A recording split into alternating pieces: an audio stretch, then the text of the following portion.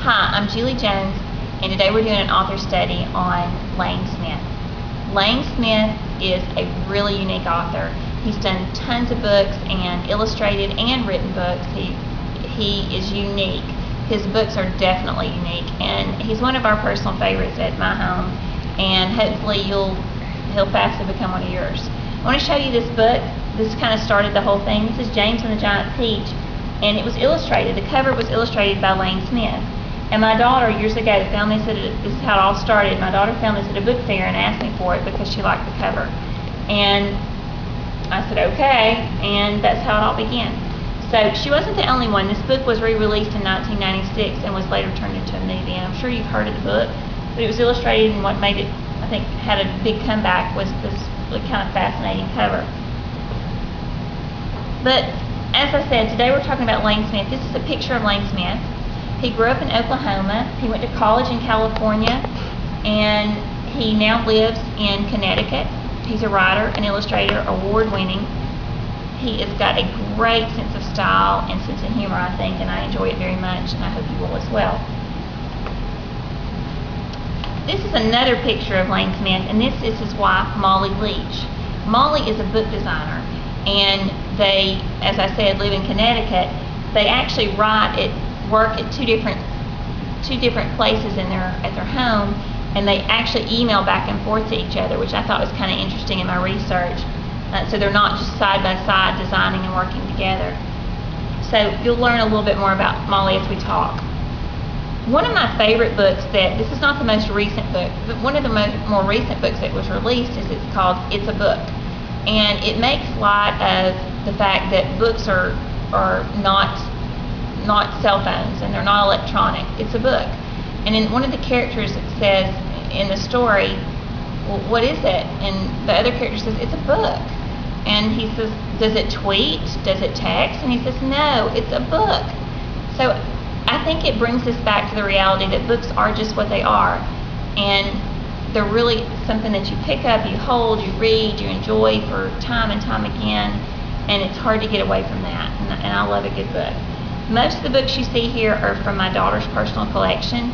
During the summer reading program, the books, Lane Smith specifically, is so wildly popular. After 3 different libraries, I was only able to come up with 2 books. So everything that you see here is pretty much a collection from my daughter's personal collection. This is one I want to share with you. Specifically, I want to share this one with you because I'm not the only one that loves this book. This was a New York Times bestseller book. It was the New York Times Best Illustrated Book of the Year. It was selected as Parent Magazine as Book of the Year. It was selected as a Horn Book winner. So it's got lots of awards behind it, but I want to read you a couple of little excerpts from it to kind of give you a little idea and a little insight into Lane Smith. It's about the founding fathers of our country, John, Paul, George, and Ben, by Lane Smith. Notice that he made, I think this is really neat, he made the founding fathers look like they're grown, but put them in kid-sized bodies. So I think that helps a child relate very well. And something that you don't typically see in children's books, he's got text and people running right off the page, which I think creates a page-turning effect. And notice here's our founding fathers, and they're adults, but they're kid-sized. The fonts are really unique and different. This is John, and John Hancock, you might remember, is the founding father that took a lot of flack, and probably still does, for being the largest signature on the Declaration of Independence. Well, this book also makes light of that, and it shows all his classmates signing their name. And see, John Hancock doesn't look too happy, but neither does the teacher. And she's like, well, look, John, you've taken up the whole board. So it's kind of a fun little poke, but goes back in history. This one I'm going to read to you because I just think it's too funny not to. Paul was a noisy lad. Before fun was invented, people joined bell-ringing clubs. As a member at Boston's Old North Church, Paul spent hours practicing in the Belfry Tower.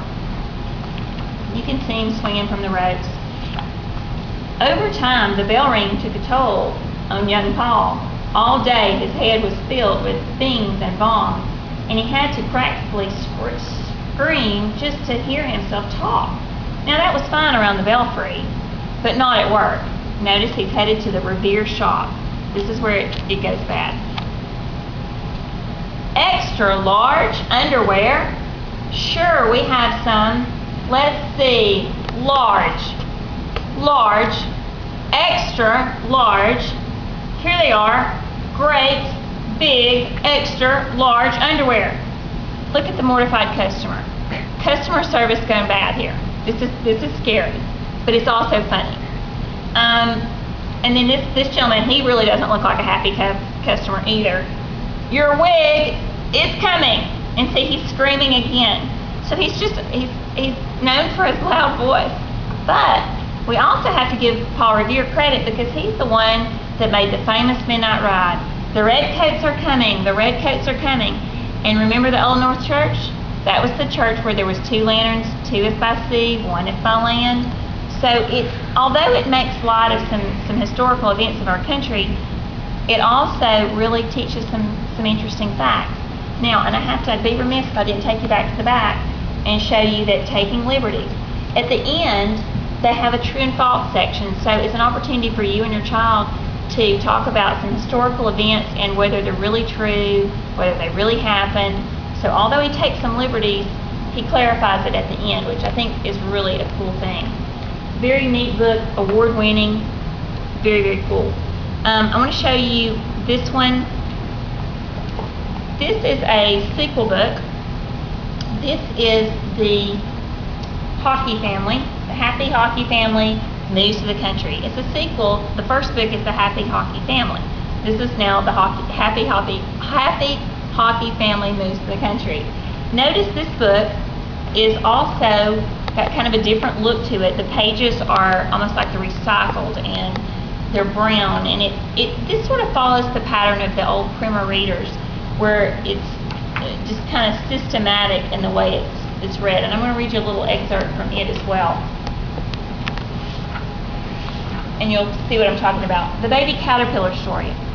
I have a caterpillar. Do you have a caterpillar? I have a caterpillar. My caterpillar is fuzzy. My caterpillar is question mark. See the little drawing, and see it goes off the page. Again, another trademark thing that he does. I have a jar. Do you have a jar? I have a jar.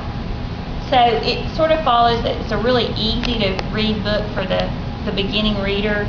It's in that it's repetitive and it gives your child a chance to learn some words. This one I'm going to have to share with you guys because I know I'm not the only Dr. Seuss, I won't say lover, but Dr. Seuss, most of us, we all love his books. And this is one that I have to share with you. It's Dr. Seuss, Hooray for Diffendorfer Day, with some help from Jack Pulaski and Lane Smith. Now, this is a unique book because after Dr. Seuss passed away, he was working on a book when he did pass away. And in the back of this book is some really cool stuff. And if you're a big fan of Dr. Seuss, you got to check it out. It tells a little bit about, these are some of the drawings that Dr. Seuss himself did and his notes on what he was trying to accomplish with this book. These are actually some ideas and the names of what he wanted to name the book and where he was headed with it, some of his basic sketches. And in my research on Lane Smith, this was an opportunity for him being also a fan of Dr. Seuss, as many of us are, for him to get involved with the Dr. Seuss project. And let's just be honest, what author, what illustrator would ever pass that up? So he talks about in one of his interviews that he had an opportunity to go to Dr. Seuss's home and to visit his studio, to get these notes, and it's just a really neat experience for him. So if you're a Dr. Seuss fan, not a book you want to miss. You want to read this, definitely. Madam President, another really cool book written by Lane Smith and illustrated by him. This is Katie. In one of the interviews I read and saw that I read and then I saw one on YouTube, an interview that he had done about this particular book. Katie is sort of a collaboration between his personality and the personality of one of his little neighbors named Katie. So it's a very neat book. It's about a Madam President. So it's got a lot of the founding fathers. The illustrations are really neat. Again, the fonts are different sizes. It makes you keep turning the page. Your kids want to keep turning the page. Neat book, got to check it out. There's another one, Pinocchio. And this one, Pinocchio, the Boy by Lane Smith, it's a play on Pinocchio. Let me show you a little storyline to give you just a little glimpse, but I don't want to tell you too much because you need to read the book. This is a storyline, and this is Geppetto. Instead of Geppetto, is Geppetto. And in this one, Pinocchio is looking for him some chicken soup. So it takes some liberties again with an old known story, and I think it's one that you'll enjoy very much. I want to show you a couple other books. He did a lot of collaborative studies, and I want to mention these because I keep seeing this on your Shelfaris. I keep seeing, I think it's this one. It is, I grabbed the right book. The Stinky Cheese Man and All Other Fairly Stupid Tales. Notice this won a Caldecott Award. It's a Caldecott Honors book actually from 1993. And if you go through it's just, I'm not surprised to see it. It's really cool. I mean, like, here's the font. It goes from super big to ittle bitty till you can't even read it. And it takes you through some stories, some fairy tales, Jack and the Beanstalk, but it's not Jack and the Beanstalk now. It changes. He changes some of the things, and you should be able to tell that basically from the Stinky Cheese Man. So when we know that was like a play on the Gingerbread Man. Really, really neat illustrations that keeps you just turning the pages. This book was written by John Shagaska and Lane Smith. And there's lots of different ways to pronounce it, but I believe it's John Sheska and Lane Smith.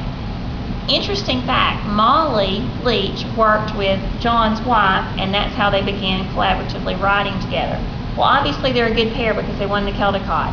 And some of the other books that they did is this one. I want to show you it. It's called The Math Curse. The Math Curse is full of math problems. And it's kind of a neat learning book, but on the back, guess what? Here's the answers. The Math Curse is also, there's another book in this series called The Math Curse and The Science Verse. So you've got a book that covers some math interesting topics and some science as well. Squids will be squids. They certainly will be. This is another collaborative book, again by John Shagaska and Lane Smith. It talks some about the Aesop's fables, so it makes light of that, and you need to read that one. See the resemblance?